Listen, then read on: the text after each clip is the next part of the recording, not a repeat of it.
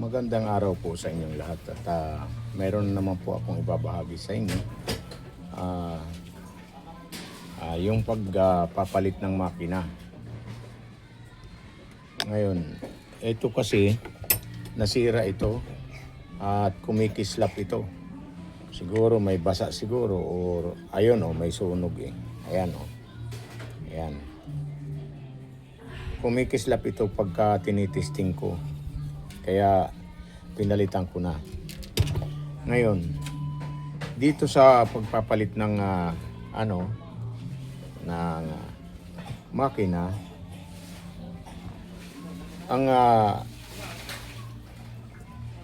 ating wire, titingnan natin sa sa tester. Ayan po. Kung inyong mapapansin, ayan. Itong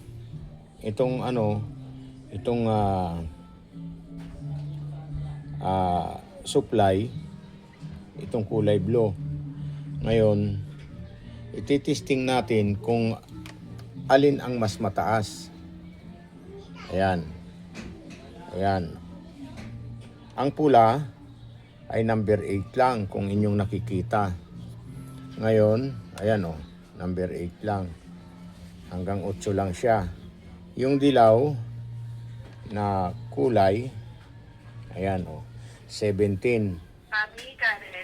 Ngayon, atin nalalaman kung saan dito ang rekta lang doon sa kapasitor.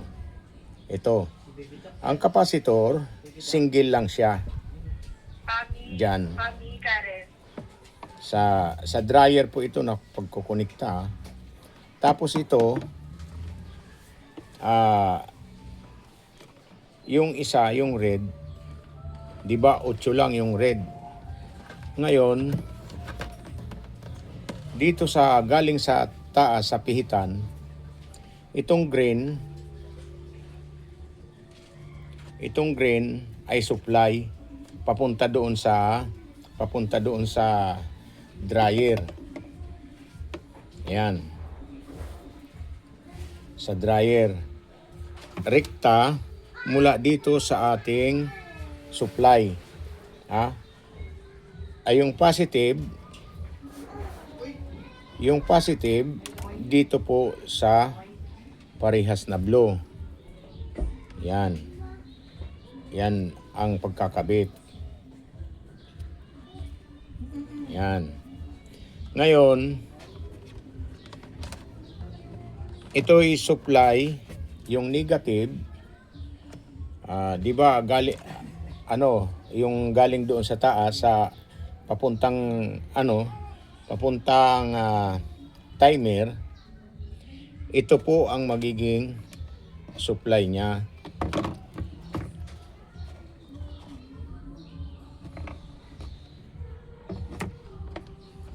Dito. Ang negative ng live natin ay dito sa green. Ito ang magsusupply ng kuryente papunta sa capacitor. Sa timer. Saglit lang, kukuha lang ako ng timer.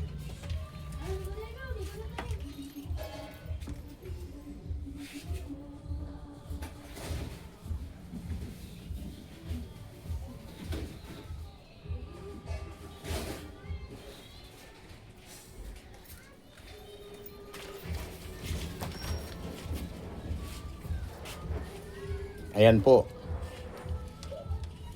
Ang green ay supply. Ito, ang green. Yan Capacitor, timer to ng dryer.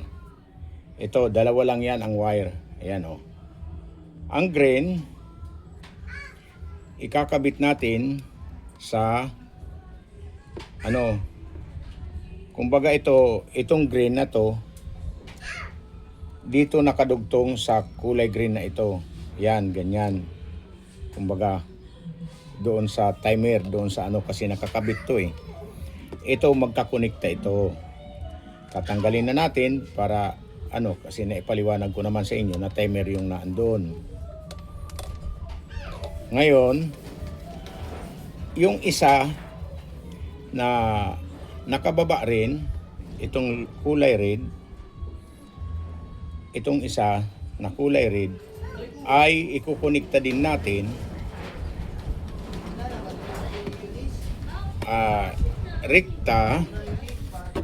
rekta dito sa timer, sa ano kapasitor. Ayan, sa kapasitor. Pagkatandaan po ayan po ang itsura ng ano na yan, yung pag install ng wire. Ayan po. Ngayon, itong isang kulay red, dahil ito ang pinaka mas mataas na ano niya, para sa capacitor lang to. Ngayon dito sa dryer ang tatlo ang wire. Mula dito sa timer, tatlo ang magkakonekta. Ayan po. Kung inyong mapapansin, ayan. Ayan, ganyan po. Tatlo ang konekta ng yung number 8 na ipinakita ko sa inyo.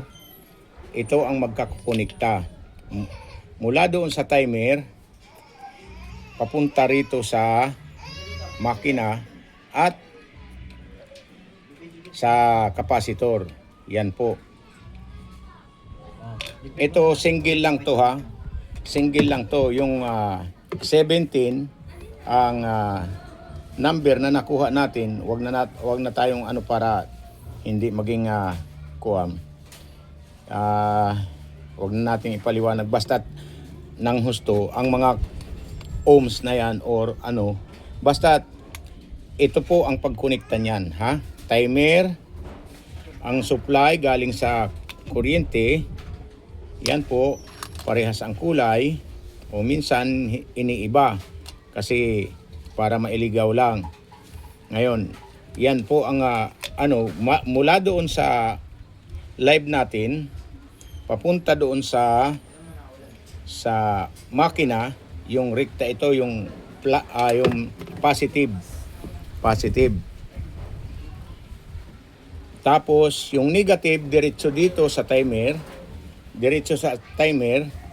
tapos ang isa naman papunta rito sa kapasitor.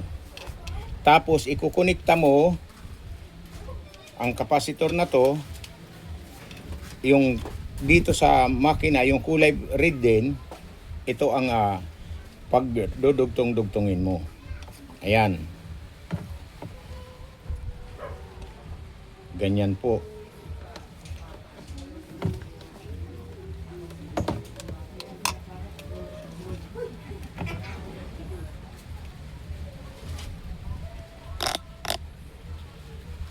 Yung number 17, ito po. Ito ang supply, yung positive. Tapos yung negative, diretso doon sa timer. Ayan sa timer, paglabas doon ng kuryente, dito mapupunta sa kapasitor. Tapos ikukonekta mo itong pangatlong wire ng makina dito sa galing sa sa timer papunta sa kapasitor din. Yan. Tatlo po yan. Yan po ang pagkonekta niyan. Kasi baka mahilo kayo sa pagpapalit ng makina. Ganyan po ang sistema niyan. Ayan. Ayan. Ayan po. Ngayon, isusubok natin.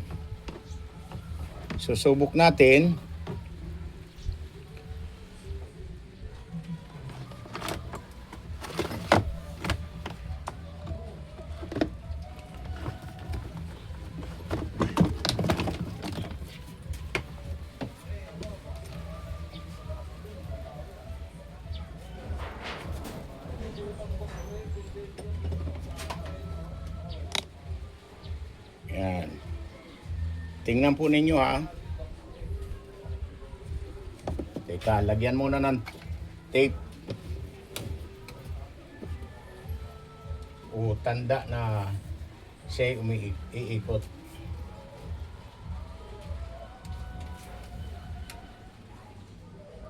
Talian lang natin ng ng sinulid. Yan. Ngayon, isasaksak natin.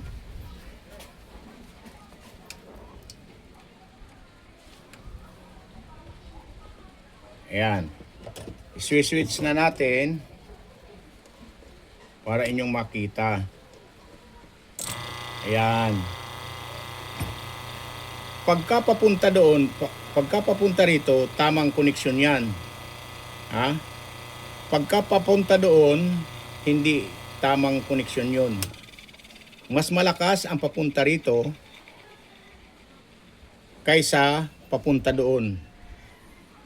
Nagsasabi lang ang iba, oo, naandar yan, pero mas mahina pagka papunta doon. Pero samantalang pagka papunta rito ay mas malakas yun. Kasi ang dinamo, pag ganun ang paglagay, hindi pa kontra. Pag ganun. Ha? Counter clockwise. Ayan, clockwise yung pag ganun. Kaya mas mahina, pero ang counter ay mas malakas. Ganyan po. Okay? Oh, pihit natin uli para inyong makita. Yan. Oh, ganyan po. Okay? Inyo nang nakita. Ngayon, kayo nang bahala mag-subscribe or mag-like, mag-comment kung ano ang inyong masasabi. Okay, maraming salamat po sa inyong panonood. Bye-bye!